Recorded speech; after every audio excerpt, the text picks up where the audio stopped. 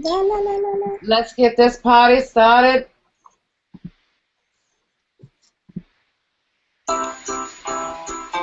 I think I want to change this to maybe I want to change it to like one day we'll have it be like hard rock, and the Oh next yeah, day it could be like country.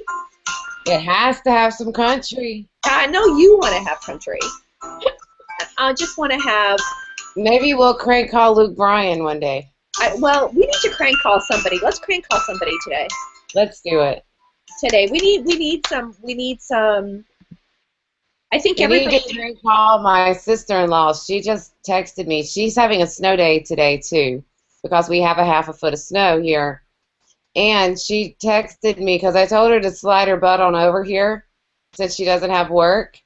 And she just texted me at 2 o'clock in the afternoon and told me that she just woke up. I'm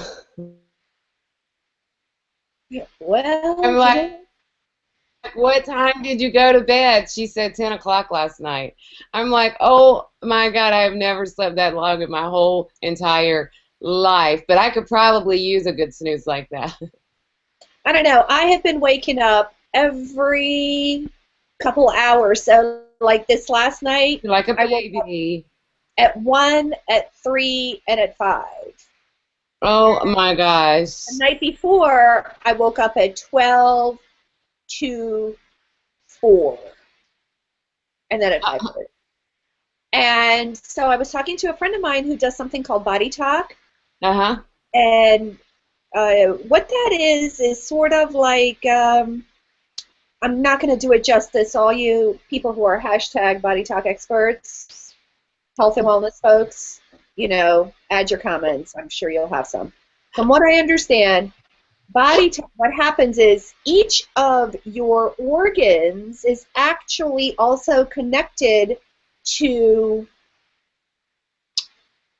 I don't know, to like Your brain. your brain, or to like, let me explain. So she says, so I was telling my coaching call people this morning, I said, hey, I was up every couple hours. And my friend Chris says, who does this Body Talk, and she says, well, were you up on odd times, like 1, 3, 5, or were you up at even hours? And I'm like, Mm-hmm. I cannot believe you're asking me this, because it's actually been, like last night was odd, 1, 3, 5, and the night before was even. And she goes, oh, well, between like 1 and 3, your liver is processing, and your liver is tied to organization and decision making. Do you see? That's like how your organs are connected to other I things. do. And I wonder who came up with all this I know it's ancient. It's ancient stuff. Ancient Eastern ancient medicine. blah blah stuff. Ancient And hashtag just like all of this, all of these health nuts get on my nerves. I have a lot of health coach clients, and God bless you, I love you. But for Pete's sake, just eat something. It doesn't have to be gluten free and this free and that free. Just pick up something and eat it. For Pete's sakes, don't make it difficult. Eat the food. I have gotten emails. The first time I got an email and someone wanted me to call and make reservations for a restaurant for their team. And it said in there, please make sure the menu is GF, capital letters, GF. And I'm thinking, well, I'm sure it will be good food. And then it dawned on me that GF meant gluten free. And I'm like, really? I mean, that irks me because I'm like, who's really, you probably don't even know what gluten is. And people have been eating gluten for years, and no one's died from it, I don't think. It's So, a marketing thing. It's a marketing thing. exactly. It's a total marketing ploy. Oh, I'm gluten free. Yeah, you're also fun free. There's a YouTube video out there where they ask people, because they're like, oh, are you gluten free? And they're like, oh, yeah, I'm totally gluten free. And they're like, do you know what gluten is? Do you know? Like, No, nobody knew I have what it no was. idea. And gluten is actually a natural substance that holds things together. Yes, It's not anything. It's not a chemical. I was watching Dr. Oz one day, and Dr. Oz said that there's really only like 1% of the whole population that is actually allergic to correct. gluten. Only 1%, but about 50% pretend like they are. Well, there are, I will tell you one thing that I do know for sure, and this was just, one of the cool things about doing what I do and probably doing what you do. It's Yeah. one of the things I really love about, working with my clients is I had a client that runs a bakery, and it's called Berlin Natural Bakery, and they make a bread out of spelt. Now, I learned so much about wheat, grains, different Out kinds of of grains. felt, like the Spelt. cloth. No, spelt, S-P-E-L-T. Oh, It's a spelt. Okay, spelt I of the thought you grain. said felt. I know. I had never heard of this stuff before, right? And I came to learn that it was a lot like, like oats are a grain, wheat is a grain, spelt is a grain, okay? So if we were doing like one of those SAT tests, right, those all things go together, they're all grains. And each of them has its very own kind of gluten, Right. right? Because each of them is a grain, each of them has gluten, which is its own unique chemical formulation. The Right. other thing that's real interesting, so we were having this conversation about 1% of population being, really only 1% being allergic to Allergic to gluten, gluten. Right. but people And I do, can see that being a real allergy, just like a peanut yeah, allergy or exactly. whatever. But the problem But is, yeah, not everybody gets on that one. when they started mass, I don't know what to call it, when they grow wheat, they've genetically altered wheat so much that it's changed the chemical composition of the gluten. That's why, for example, the whole idea of having wanting like to eat more pasta, well, like you want more potatoes, more pasta, like you just can't get enough carbs. It's Right. because they've literally stripped the nutrients out of the food, and so you just can't get enough of it. Yeah, I like what James says. It's taste free. It's taste free. Hey, Jay. Exactly. But Mr. Phil says that he doesn't think it's a gimmick, that the body cannot digest gluten properly. Natural That's isn't necessarily good or healthy. I understand that not all natural things might not be healthy, but but why can't I the do body think digest the that gluten there's too many properly? people. Yeah, I don't know. That doesn't make I'll sense. tell If you Phil knows. because it's been messed around with. It's been messed around with. Oh, but can we just talk about, maybe we should bring in Now either James or this Phil. is like first world problems because do you know the little kids in Africa when they get the little bowl of the mushy stuff that you see them eating on TV? Do you think they look up at the people and go, "Oh, I can't have gluten. Do you have the gluten free?" We are so freaking picky in this country that we worry about the stupidest things when Because we got nothing better there to are do. people in Africa who are starving, and you're worrying about that someone has put gluten on your plate. Please get over it, Phil. No. Hey, can I just tell you something? I've got to brag on Phil. Okay. Okay. I was You saw listening. I his think I post.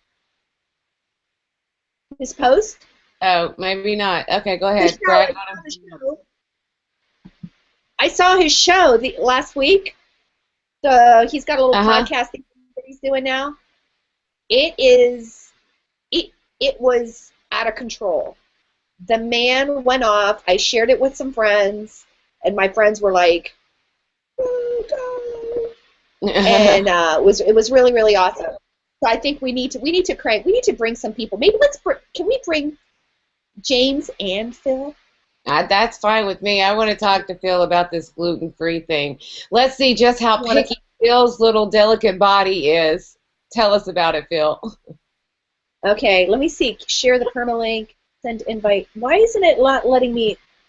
Why isn't it not letting me? Can I just invite him? Yeah, you can just invite people I in. have to give it a link. Go Okay. to where the little person is with the plus I beside did, but their it's head. not letting me add his name. It's only, or can I just add his name? Yes, just add his name. Oh, Phil. We got to pick a bone with Phil. I can't believe, Phil, I'm highly disappointed in you because He's not I coming would up have for me. thought the rule breaker would There he is. not be gluten free. Let's see if anybody comes in to join us. Okay, James says, grains have only been around for 10,000 years, not very long in the grand scheme of things. So evolution of the body's digestive system hasn't caught up with the food staples. So there you go. Let's see if Okay. anybody comes along. But really, in all honesty, it's a first world problem. Well, you know, we're lucky to have it. Oh my God, it's Phil. I think we really should be Hi, doing Phil. hangouts. We want to talk about your sensitive digestive system. And I wanted to talk about the total rant he went on his first show. Yeah, we'd like to Where you hear at, that. Phil? All right. Sorry, I had the video playing in the There he background. is. I have to turn that off. Okay, gluten. Oh wow, You look. guys need to do your research, okay? We haven't Gluten researched. Oh, you This did? is total random crap not here. digest, okay?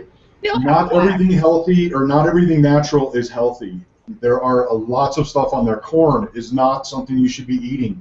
There is zero nutritional value in corn. Grains in general are not good for you. They contain a lot of stuff that you don't need.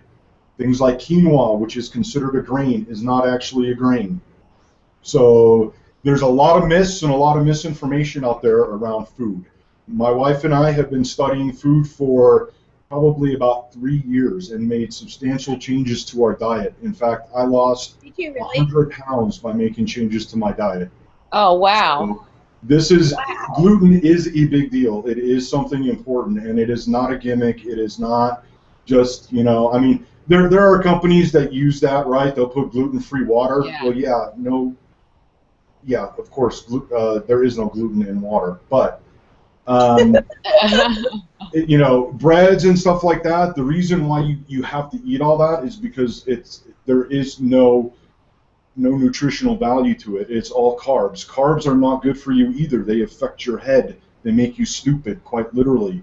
That's why you're seeing a rise in Alzheimer's and other brain diseases, is because of all the carbs and sugar specifically that's in just about everything out there. Yeah, I can get on board with that, Phil. My problem is with these people, like you said, it would be like me picking up something that's gluten-free when I haven't done the research. I have no idea why. I'm just getting on a gluten-free bandwagon. Those are the people who irk me. You've done your research. You're doing it for a reason. You know why you're doing it. You know how it affects your body, why you don't want it in your body. But you have all of these companies that are using it as a marketing ploy, and then everyone just all of a sudden thinks, oh, I'm gluten free and blah blah blah, and they can't tell you, just like Ivana said, they can't even tell you what gluten is. They don't even know what gluten is. They're just jumping on a bandwagon. So hey, I'm all for sticking to your guns, and if it's something you believe in, go for it, and you've done your research. But you can't just jump on a bandwagon and be, oh, I'm gluten free, just like the marketing. No, you Everything can't gluten jump on free. bandwagons. You really do need to do your research. You need to Yeah. understand. I mean, like, there's, you know, the problem we have in this country is that we have so-called trusted sources that tell us what we should be eating. We have the USDA food pyramid, which is if you eat that, you're going to kill yourself, literally. Okay, Right. you should not follow the food pyramid or whatever the hell they're calling it these days. It's complete nonsense. Fat will not make you fat, and it will not make you sick. It will not clog your arteries. I have, let's see, just in my coffee, just in my morning coffee alone, I have, let's see, 28 grams of fat. That's what I consume in a week, just in my morning coffee. And doing that, I lost 100 pounds, right? Right. Okay, You so lost 100 fat is actually good for you. Fat, your brain needs fat. Talking about the sugars that make And you water. stupid, fat makes you smart. Yeah, the good fats, like the olive oils, and I use Not coconut so much oil. the olive oil. Coconut oil, real butter, real grass-fed butter, not margarine, but like Right. good grass-fed beef is really good for you, contrary to what the Heart Association and all those knuckleheads say. So you really have to, like, whatever these guys tell you, you should do the exact opposite, because that's pretty much Yeah, I can what I've definitely agree discovered. with that. I've seen school lunches, and they're the ones mandating those, and that is not good. Well, this is my Well, lunch today. It's actually bone broth that I just made today. I took chicken bones, put them in a crock pot with some water, and I cooked it for 48 hours. And this is my lunch. I get all kinds of good fat and I've proteins and heard everything. people doing bone broth. What's the deal with bone broth? I've What's the never heard benefit of of that? bone broth. I've Bone heard Bone broth, broth. bone broth gives you stuff like collagen and gelatin. And no, gelatin isn't Jello. Right, right. It's something that helps your bones and your joints and things like that. And for a guy like me that suffers from gout, that's really good for Just me. like a king. So, Just like a what's king, that? Bill. Just like a king. All the kings suffer from gout. Did you know that? Yep.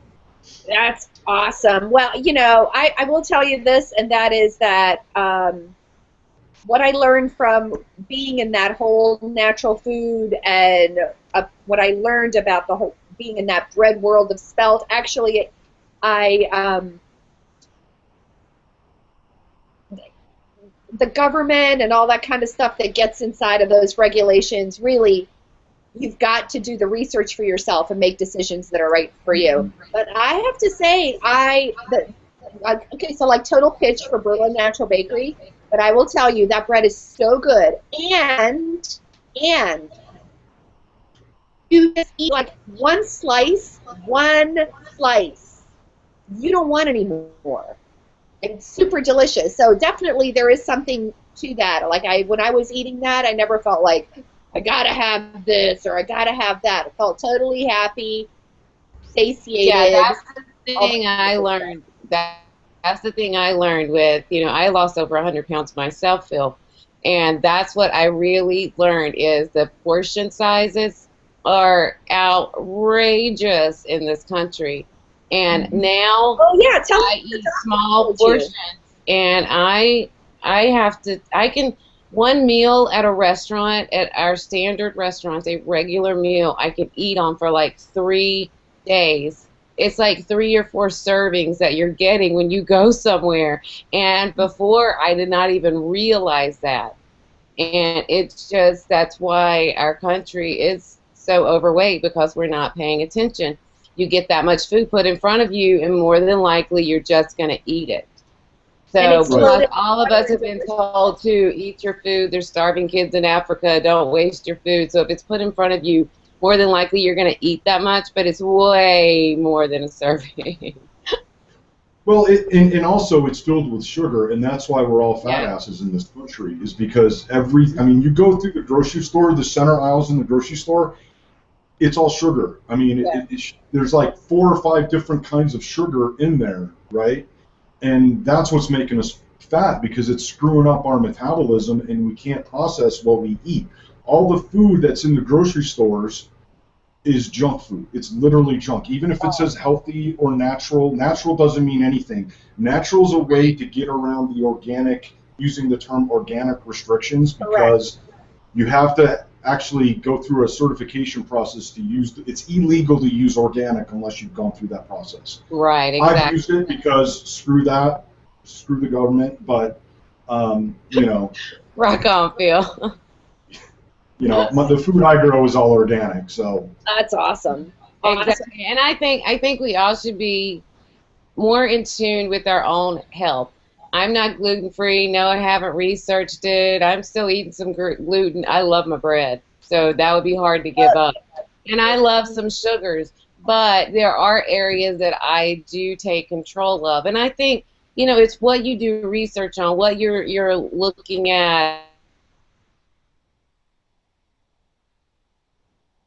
just like, you know, with my essential oils instead of oil or whatever. So those are things that I've done research on and that I'm looking into and that I'm passionate about. And you're doing something for your health. We're not all going to be perfect, but don't just jump on a bandwagon and do something and not really know what it is and why you're doing it. So it really have a stance. I mean, that's my problem is people jump on these bandwagons and, you know, I'm not going to be gluten-free. I don't claim to know a whole lot about gluten. You do, and you're doing it, but you're doing it with a purpose, and that's the big difference because you know, you've researched, you know why you're doing it, you know why you don't want to put it into your body when everybody else is just jumping on a bandwagon, and that's what pisses me off. Well, Now, here's what what was your gluten rant does. the other day on your show? I got to hear about this too. I The know. rant? Yeah, you went on. So first of all, the reason I wanted to have Phil on there was not necessarily about the gluten, but okay, great.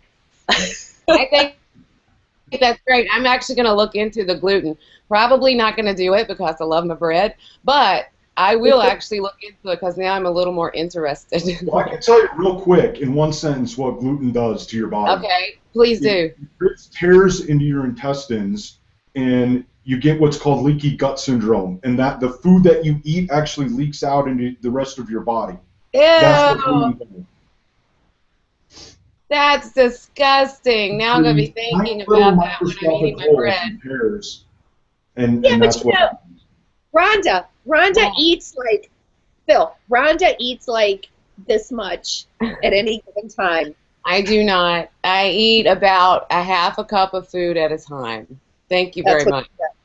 she eats hardly anything. Okay, so hey Phil, so you launched a new show and you had like a big rant. I listened to it once and then I went back and listened to it again and um and now you're gonna ask me what I remember out of it. That's why you're here, because not a doggone thing.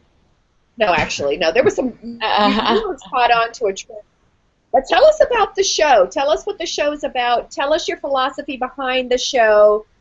Why did you transition from what you had before to what you're doing now? What I was doing before was a video show, and it had a couple different iterations. It started off as a live hangout that was anywhere between 15 minutes and an hour, depending on if I had guests and what the topic was. That kind of morphed into a multi-show series that was about 5 minutes long with the live hangout at the end. That's actually going to become a product that I'm going to be doing in the future, that kind of format. Let's see, 5 weeks ago, I launched a podcast. I turned that show into a podcast. And what it is I take headlines that I see that we're all talking about, that we all know and see and love, and I dive deep into them, and I get multiple sources, and I look at what people are saying. I look at what is actually going on here, and I do a show about it. And then at the end of the show, I give you ideas on what it means. Like today, big news, net neutrality. The reality is we don't have net neutrality. We have FCC has voted that they're going to classify it under Title II and a bunch of other stuff, but that's not in place. We don't have it yet, and we probably won't have it for about 5 years. So this is stuff that people need to be aware of, so when they make decisions on their business, they have all the facts, they have all the information, and then I give them ideas on how they can apply that. How long? You know what That's struck me awesome. about what struck me about what you were when you were putting all this thing together? Because Rhonda, he just like goes off on this rant, and goes on, and it's very well thought out. How long did it take you to collect, to prepare for that show? How long does it take you to pull one of those things together? Yeah, you're doing a lot of research and stuff too before you actually do the show, right? Yeah, it doesn't take as long as you think. I mean, it's basically looking at different sources and getting down to the nitty-gritty and finding out what's going on. Each show takes me, again, depending on the topic and how familiar I am with the topic, is about 2 days, and then another half a day to do all the incidentals, like get the show page ready and record Yeah, it. and then he has it's almost like because it's a podcast, so then he like plays music in between. So he I had love it. So So you're pulling like from the headlines. You're not no specific category, just whatever is in the headlines, what people are talking about, that kind of sparks your interest is something you want to talk about. Is that right? Yeah, it's business related. Like, I've been doing this thing on the zero moment of truth and getting kind of into that a little bit. Uh-huh. This Friday, tomorrow, I'll be doing a show on Snapchat and what Snapchat's all about, and if Oh, and awesome. why you should use that in your business and how you can do that, and what Oh, that's doing as a interesting. I like company. that. Because I think of Right. Snapchat as the only reason that I even have Snapchat on my phone is because it's the only way that I can get my 16-year-old to respond to my messages. He's not eh, on Facebook because that's for old people now. He's not on Twitter. If I Snapchat him and make a funny face, then I'll get a response back. So, but I think of it as just a way to get my teenage son's attention. So I'll be very interested to hear about Snapchat for business.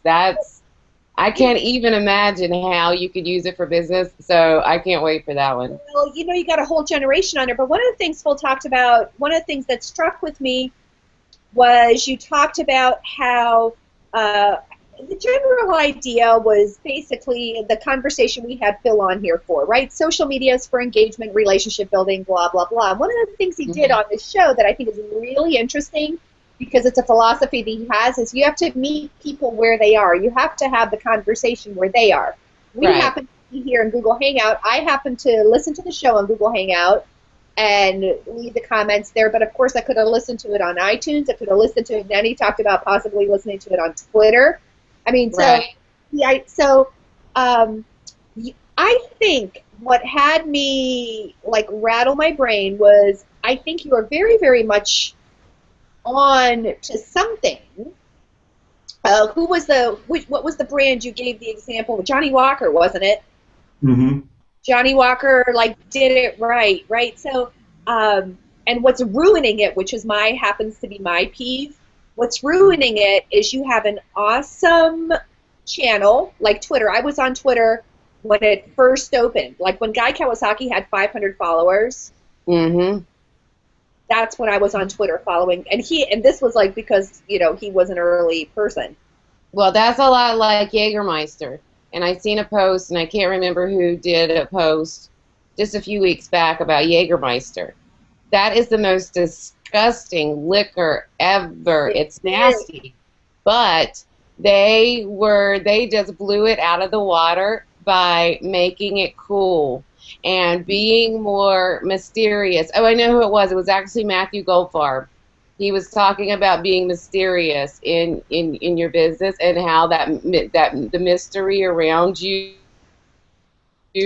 and your brand, and actually because nobody knew what Jägermeister was, what it was made for. They weren't really promoting like big, but it caught on with colleges. So Oh, then well, duh. Jaeger became the big college thing to do, making the Jaeger bombs and turning the Red Bull upside down in the Jaeger, and it just became the cool thing to do, even though it's probably the most disgusting liquor you've ever tasted in your life.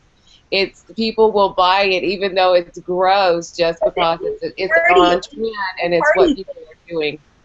And that's what you were talking about. You were talking about the brand. So that's what I want to dig into here because you were talking about brands sort of being in a conversation where the brand, it's not like buy my stuff, right? Which Right. Right. is you let kind of business people on any platform and they mess it up.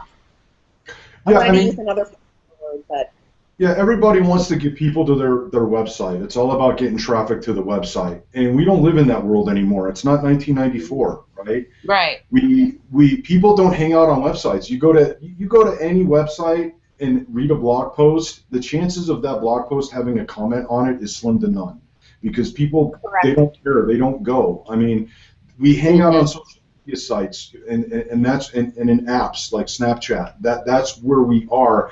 And as business owners, if we want to get our market, that's where we need to be. We need to forget about the website. That's why, like Ivana was saying, I take the extra time to make sure that my podcast, that you can listen to it on the Google Plus event page, right? I convert the audio to a video so I can play it there. I take that video and I also put it on Twitter until they can get their SoundCloud integration figured out. And you know, it's on iTunes and Stitchers and where people are and where they want to listen to it. We have to understand the mindset too of our audience and what they want to do, right? People go to iTunes to listen to podcasts, so it makes sense to have it there versus a social media site, right? But you got to find out where your people are, because like for me, most of my clients are 40 plus. They're probably not on Snapchat unless they are like me or Ivana, who have Snapchat only to get the attention of our teenage sons who won't talk to us any other way except Snapchat. So you got to kind of find out too where your audience is. If you're speaking to 16-year-old boys who are Snapchatting with their girlfriends and their friends and things like that, yeah, maybe. So I'll be kind of interested. I don't want you to blow your wad about Snapchat here on our show, but as Ivana likes to say. But it will be very interesting to see if Snapchat is even an option for my audience. So I want to see your ideas. Because to me, I think that's sneaky teenage boys trying to see some boobies on Snapchat, or that's like creepy Chester child molester.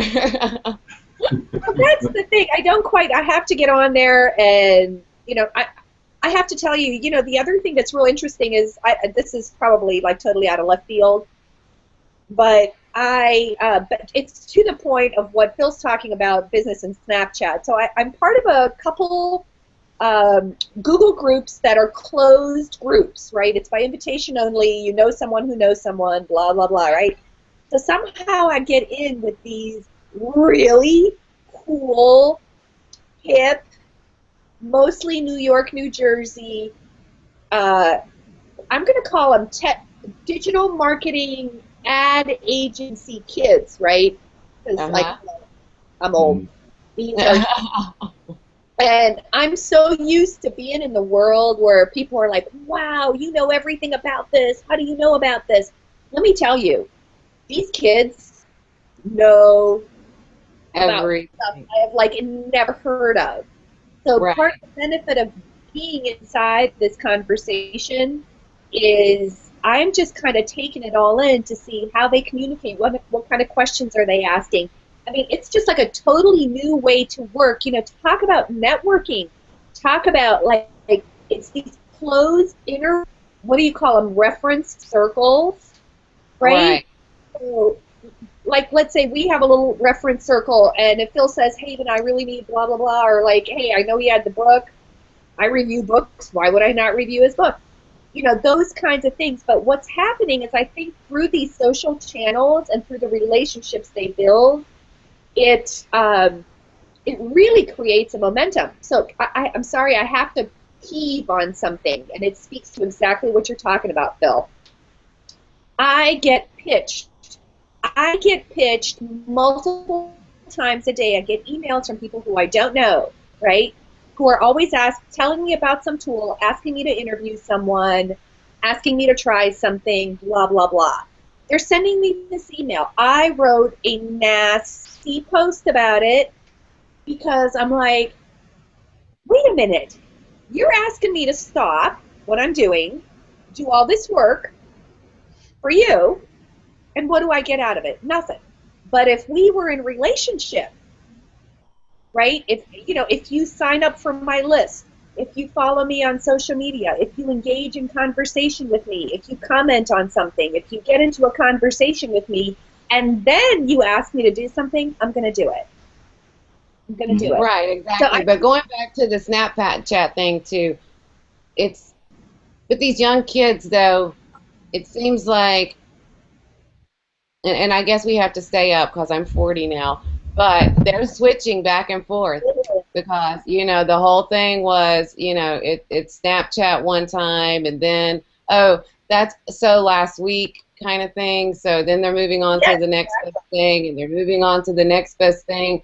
So it's like you got to constantly be keeping up. So as soon as you learn how to use Snapchat and you're getting good at it, then they're like, oh, well, I'm not doing that anymore. Yeah, that's the world we live in, unfortunately, these days. And Snapchat does not have the most friendliest of interfaces either. It's a horrible interface. It They're is. worse than Google. I mean, they are absolutely horrible. They really need to redesign the app. But what the company itself is doing is I will give you a little teaser of the show. If you look Okay. at what the company is doing, it shows you where the demographic is going. There you go. So, Oh, you're going to have to So catch this. I'm maybe going to really it's changing a little bit. The only time I've ever had anyone my age ask me to get on Snapchat was this sleazy guy on Facebook that asked me to get onto Snapchat, and I'm like, I don't think so. So that's what's in my mind when I hear Snapchat. I'm thinking, okay, it's teenagers or it's that creepy guy that's trying to see some boobies. But you have the same thing on Google. I get creepy guys sending me instant messages all the time, and I'm like blocking people. Oh, what are Yeah, you well, I mean, doing? that's a given, exactly, and the creepy guy came from Facebook. But Yeah. you want the Snapchat, and, you know, we had to do all the warnings around Snapchat with your kids and everything. You know, don't post your pecker on the Snapchat, please, son. Someone will screen capture that thing. It does not really go away after the whatever seconds, okay? That's insane. But yeah, I That's mean, insane. that's the thing that it's constantly changing. That's what I'm saying. And so for us, you know, who aren't younger tech people, who you got to really be keeping up with all of it. And you really do, because there may be, you know, the teenage isn't my demographic, but you still have to be keeping up with all of it, because it's good to look into it, just like Phil has found an angle around Snapchat for business. And if you're doing these other things and keeping up with them, you may find your angle too, for business as well. Just like, you know, most people that are 40 plus are on Facebook now. That's probably the biggest one, or on Twitter. That's And yeah, then like some starting to come over to Google, which is really great. But I think a thing with Google, a lot of people get scared with Google Plus and Hangouts, is because most of us are at home in our sweats, no makeup on, hair not done, and we're working, and so they tend to shy away from the Google platform because they don't want to get on video. So they That's just right. need to learn, though, that you don't always have to get on video, that there are plenty of other things you can be doing on Google Plus Right. that are going to boost you without actually getting on video. I mean, half the time I look like death warmed over. I'm not on video all the time, but I really do get a benefit out of Google Plus too. So I think that that's going to be great, is, you know, kind of finding these angles around different things and where you can find your people and how you can use them in a way that you're comfortable using them. So if you're not comfortable doing a show or doing a hangout with someone, that doesn't have to be the way that you use it. You got to find the way to use it that's going to work for you and your audience as well. So I think that's important for people to know too. Because I really think that's the thing. I hear that from people all the time. I'm like, when I have clients that I tell them, okay, we need to get you more on social media. You know, we need to be building up your Facebook and your Twitter and your Google Plus. You have nothing going on Google Plus. Oh, I'm not getting on video. I'm just not going to do that. That's their first reaction, is I'm not getting on video. Sorry, I'm just not going to do it. Well, that's not the point. right. You know, I think you need to ask yourself three things when you're looking at jumping on a platform, and that's, is your audience there? Do Right. you have access to your audience there, like Facebook? One could argue that everybody's audience is on Facebook, but because of their pay-to-play mentality over there, you may not be able Yeah, to access it. everybody's not. Right, exactly. And the Mine third thing is, is my how audience is on Facebook, but not everybody's audience is on Facebook. Mhm. Right. Right. All right. So, once again, you guys Oh, put I a- wanted to talk about, I seen your other post right quick. I saw your other post, Phil. We'll let you go, about the mobile. I thought that was very Yeah. interesting. And you know, when I read that, I was on my mobile phone, and I was flipping through my Google stuff, and I was listening to a webinar on my mobile phone. And I'm like, yes, I'm consuming information from my phone. I don't want to, but it is the most convenient. It's not the best way to do it. And I couldn't see the slides because I didn't have my glasses on. And so, you know, the phone is a lot smaller. A lot of times I'll use my iPad for stuff like that. But it's not that I want to use it to check email and to check out someone's website and to check out someone's webinar. It's that I really, if I'm going to do it, I don't have much of a choice because I am busy. You know, I have kids, I have, you know, places that I have to go and things that I have to do. I'm checking in with my team that's working on mobile most of the time. So I'm using apps. You know, I have apps for like project management. My project management system's in an app in here. Not the best way to use it because it doesn't have all the features that it does online. Of course, I check it online, you know, when I'm at home. But 9 times out of 10, I'm doing a lot of things from my phone, and not because I want to, and not because it's the best way to do it, but because it's just the most convenient. So with that said, we have to be making everything mobile accessible. All the websites have to be responsive, and you need to be making apps around things because us as a society, busy and going. Even in my house, I find myself using my mobile phone more so. You know, I get up, I go do this, I go do that, I take my phone with me. So if someone from my team asks me a question, 9 times out of 10, I'm going to be answering it on Skype on my phone and not on the laptop because I'm not constant. I can't sit still, so I'm not constantly sitting in front of a computer. So talk a little bit more about what made you write that? What made you bring that up? Were you finding that you were using your mobile phone a whole lot more than the actual computer? Oh, I hate smartphones. I can't stand them. I think Right. it's one of the worst inventions ever because they go with us everywhere we go. I mean, I think I hate them. And while I've only had an actual smartphone for probably about a year and a half or so, I resisted it as long as I could. But I was watching an interview with the I forget his name now, the head guy over at the New York Times, and he was saying that one of the challenges that he has is trying to get his content on mobile phones to the point where people will engage with it and share it and all that stuff, and that's his biggest challenge. And that got me thinking, you know, we all say, oh, we got to be mobile friendly, we have to have a responsive website, all this stuff, but we don't actually think about the mindset of the users. And that's why I was thinking, okay, are we just putting up with mobile, or do we actually like working on this stuff? Do we like working in these apps and stuff like that? So I think it's important to understand that we actually might hate using these smartphones, but it is convenient. So when we're creating stuff, when we're creating the experience, keep that in mind so we can give the best experience possible, and maybe even a great experience on mobile. So yeah, and that was why I asked that question. That's one of the things that Google really needs to work on with Google Plus and Google Hangouts, because I've watched quite a few Google Hangouts live from my mobile phone, and especially, you know, I've done a couple of road trips, and I try to catch, you know, some of my Google Hangouts that I like to see, and like Michael Daniels' game show. The game show, it's all about making comments, and you can't comment and watch that hangout at the same time, which drives me insane.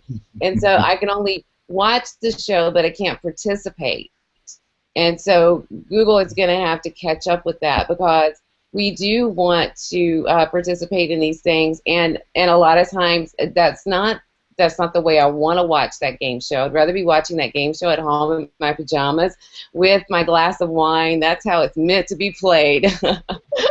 But sometimes I just can't do that. I've got to do it from my mobile phone, but it's no fun if I can't put in my answers like I want to and you know, communicate with everybody. People want to be connected. We don't want the stupid phone, but we want the benefit it gives us, which is being connected, or being addicted, quite frankly, is what it is. Right, because if I didn't have the phone and running a business online, I would feel like I had to stay home all the time. It would keep me from going out and doing things during the day, like getting out of the house and going to Starbucks, or, you know, running to the grocery store in the middle of the day, which is actually more convenient, so I'm not taking time away in the afternoon from my family. But if I didn't have the smartphone and the mobile device, then I would feel like I couldn't just run out and do those things, because I'm trying to run a business, and, you know, someone on my team may need me, and I don't want them waiting an hour before they get a response from me or whatever. So it is a necessity, especially for that. But it's not, I mean, like you said, it's not my preferred way. No, it's not how I want to consume. But it does show, you know, I've watched a lot of Google Analytics and Facebook Analytics and things like that for my clients, and we're noticing bigger and bigger and bigger audiences coming from mobile. Like when a client has a webinar or whatever, we have a plugin put in to tell us, you know, where they watched and that kind of thing. And we're seeing that it's about 50-50 of mobile and computer. So at least half of them are usually watching from a mobile device, from an iPad or phone. So it's increasing, and it's probably going to be even higher in the next, you know, 3 to 5 years, where it's going to be like an 80-20, where more people are actually using a mobile device rather than a computer. So yeah, that was a great conversation. I really enjoyed that. Yeah, that makes me sad. Thank you for being with us, Phil. I want to definitely have more people on, because it is sad, but all right. So thanks for letting me crash your hangout. It was fun coming on here. Oh, I love having you. Maybe you'll have to be a regular, because you already are a regular. Are you ready to let people? Are you ready to let people go back to work, Rhonda? Yes, we got to let them go back to work. We ran over today, but it was wonderful conversation. I love wonderful conversations. So, but we'll let you guys go back to work. And James, I'll get you a really good TOLA hashtag very, very soon today. Play us out, Ivana. Hey, the last time Phil was on, we thought that we had the screen share going and we were dancing, but we didn't. Yeah. I figured it out. That's okay. Great show. Thank you for letting us screen call you, Phil. Sure.